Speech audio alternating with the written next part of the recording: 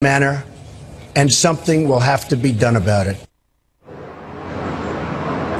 Now, we got yet another taste of President Trump's unorthodox approach to diplomacy on the world stage. He opened that press conference by calling on a reporter who's actually interviewed for jobs in the Trump White House, and then he proceeded to bash CNN as well as a number of other news outlets, effectively questioning the free press at the same time he was appearing here in Poland, where they're also cracking down on a free press as well as on the courts.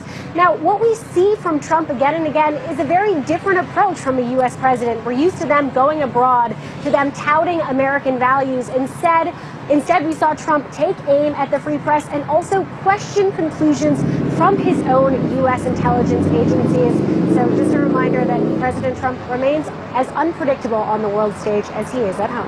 Back to you guys. All right, Sarah, a little odd there, as you suggest, the president bringing the political pettiness of the American forum to Poland. Let's discuss this wobbly start. Let's bring in Robin Wright, Washington Post congressional reporter Karun Demirjian, CNN political analyst John Avlon, and in Hamburg, CNN political and security analyst David Sanger. Let's do this. Robin and everybody else, first of all, thank you for being with us. We're going to listen to this extended interplay between the President of the United States and an NBC reporter that kind of set the stage for his message this morning. Here it is. Will you once and for all, yes or no, definitively say that Russia interfered in the 2016 election? Well, I think it was Russia, and I think it could have been other people in other countries.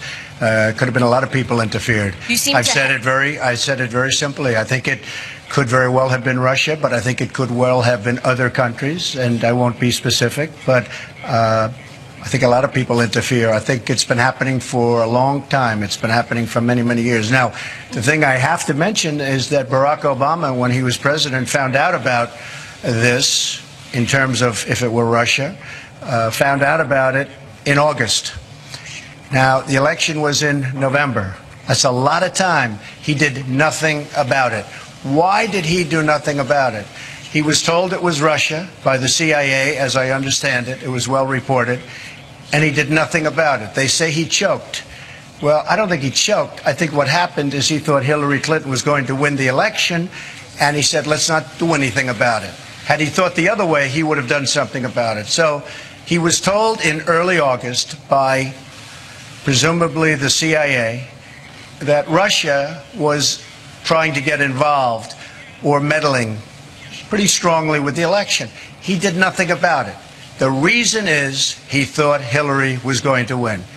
And if he thought I was going to win, he would have done plenty about it. So that's the real question, is why did he do nothing from August all the way to November 8th? Why did he do nothing? His people said he choked. I don't think he choked. So the follow-ups for you on that, Mr. President, you again say you think it was Russia. Your intelligence agencies have been far more definitive. They say it was Russia. Why won't you agree with them and say it was? Well, I'll tell you, let me just start off by saying, I heard it was 17 agencies. I said, boy, that's a lot. Do we even have that many intelligence agencies, right? Let's check it. And we did some very heavy research. It turned out to be 3 or 4. It wasn't 17. And many of your compatriots had to change their reporting, and they had to apologize, and they had to correct. Now, with that being said, mistakes have been made. I agree. I think it was Russia, but I think it was probably other people and or countries, and I see nothing wrong with that statement. Nobody really knows. Nobody really knows for sure. I remember when I was sitting back listening about Iraq, weapons of mass destruction, how everybody was 100% sure that Iraq had weapons of mass destruction. Guess what?